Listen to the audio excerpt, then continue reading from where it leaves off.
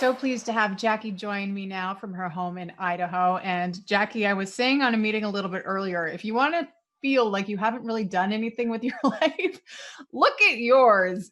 You've accomplished an unbelievable amount for any human being. And to go where you have gone as a woman adds a whole extra layer. So I'm really looking forward to diving into this with you. I'm going to ask you kind of a weird question. If somebody says to you, or if I ask you, who is Jackie Heinricher? What would you say? Who are you? Well, I'm a clearly fairly driven human being, and I started my career as a biotech entrepreneur, and I still continue that work. And I've taken a great interest in the racing world, working with women in the sport of motor racing at the highest level. So I'd say I'm a little bit driven, one part perseverance, and yeah, just unwilling to give up on the things that are important to me. So I understand that the world of bamboo came to you quite early. You had a fascination with bamboo and saw it as a resource that could be exploited, or maybe that's not the right word, to be used and to help the world. You were 12 years old. Yeah. Um, and this kind of speaks back to my parents. My father always had a fascination with bamboo, and for him, it was planting it in our yard. So my earliest kind of childhood memory is playing in the bamboo that my father had planted. But when I was 12, I had this vision to work with bamboo. And I fast forward, went to college and graduate school for science, and started my bamboo company in my garage, and grew it to several hundred employees, and worked to utilize the resource for sustainability.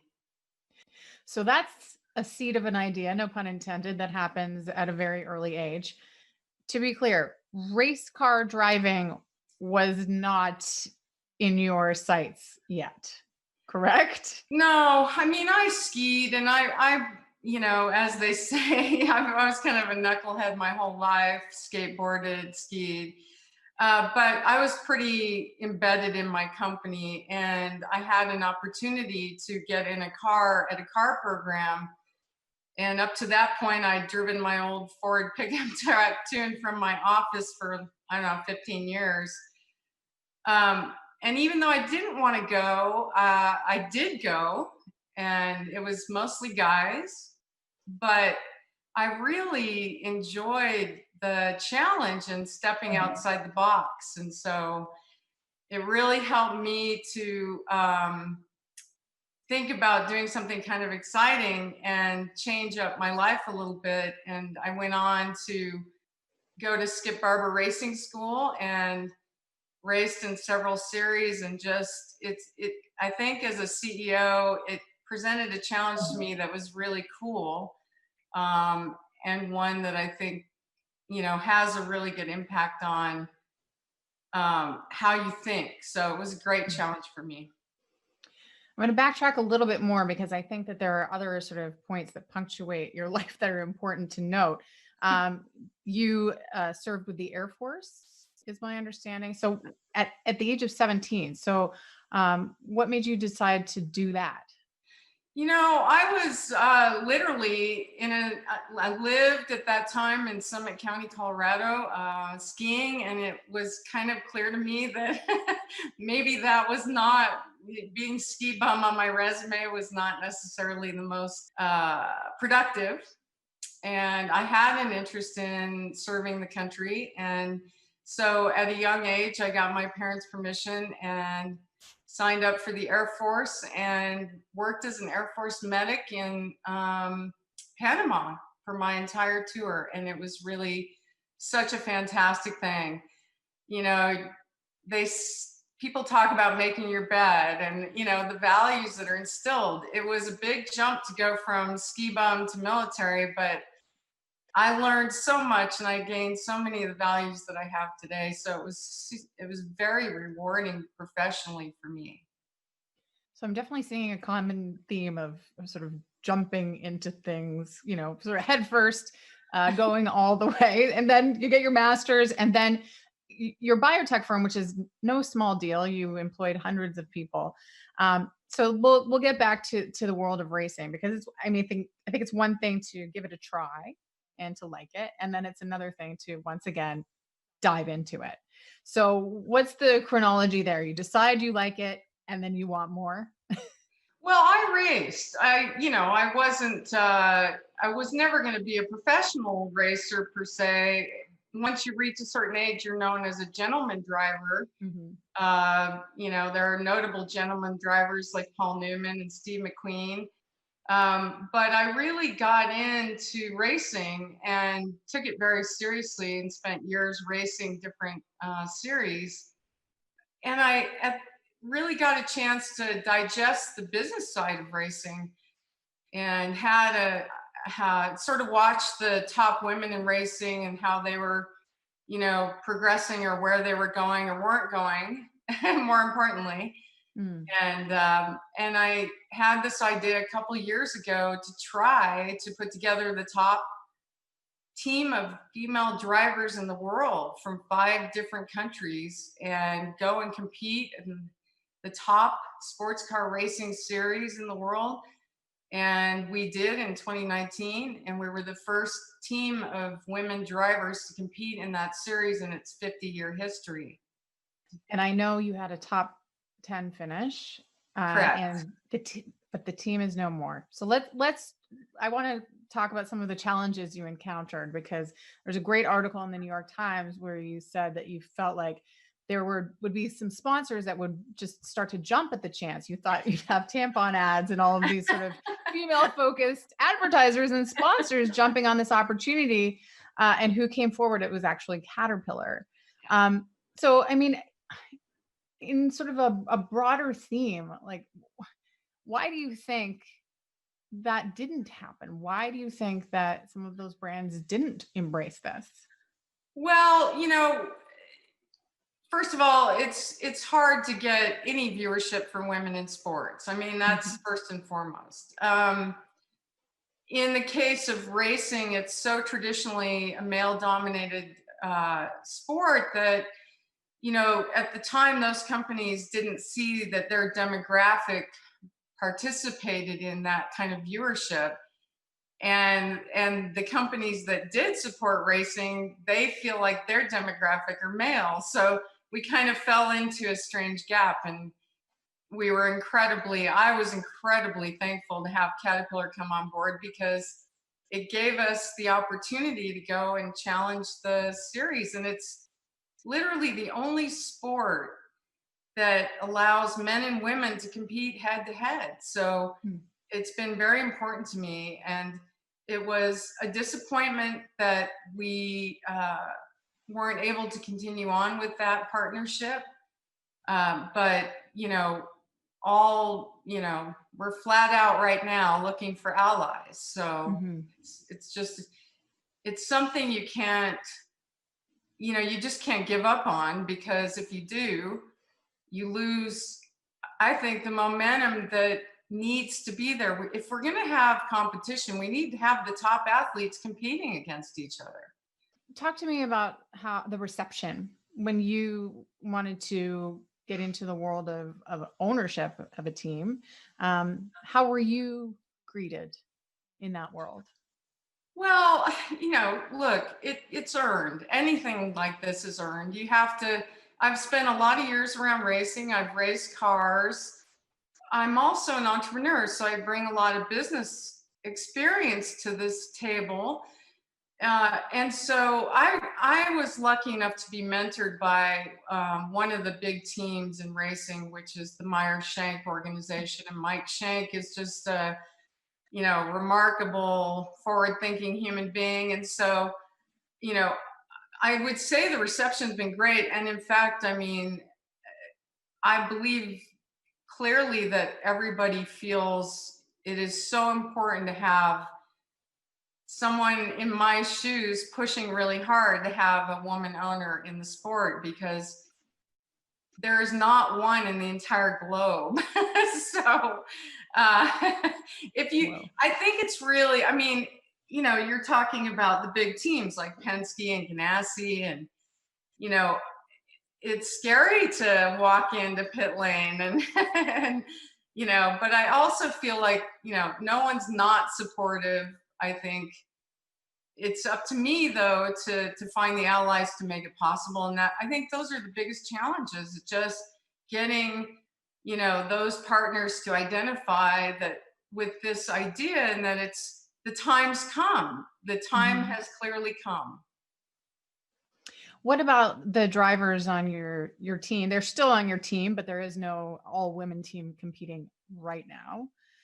But we hope that it will happen again. Obviously, they got to where they are because they're competitive and they're good. But what can you tell us about what they've encountered along the way? I mean, I know a lot of other sports. I know how it works, but this, like you say, is different because the women and men are competing together. I mean, the women I work with have raced IndyCar, they've raced stock car in Brazil, they've raced, all the European circuits. They are the top of they're the Michael Jordans of the sport, if you will. Mhm. So, but I think that the difficulty here is a lot of the teams will call up younger male drivers into the big leagues, and that's not necessarily happening for the female talent in the sport. And that's, I think, why I've always felt it so important to have somebody who has an ownership role, who can, look at diversity and inclusion and include some of the top athletes who are women into the fray. They're all doing really well, and for us, it's beyond the sport. We are, we believe in one another so much, and so we are together. After we suffered a little bit because we had our partner leave late in the year in 2019, Mm. so it didn't allow us to pick up the pieces in 2020. But 2021 is a new day, and I'm working really hard to ensure that I walk on the grid and that these drivers can climb in the car. So it's not something I'm willing to give up on. I think it's, as I said, I think the time has come, and it's all broadcast live on NBC Sports. It's highly visible. It's one of the most competitive things, and it's really an exciting sport. And I think we add a lot to the sport because we are so competitive. We're there to win. That's our goal. I hear that. What other than conversations like this and the visibility that you are providing with your team, what more can be done to build the kind of a pipeline or just let young girls and young women know that this can be an option for them? Well, I think I and many have said you can't be what you can't see. And that's why it's so important to be able to represent women competitors in the sport and go head to head, right? So I think the most important thing is that we are there, we have support, and we can engage young girls to see the possibilities, and that there is a way forward. Because unfortunately, as in many sports, if you don't have a ladder, and you can't point a finger to a team and say that's the big league and that's where I want to go. And on our part, we can do a runoff and see how fast these young talented women are.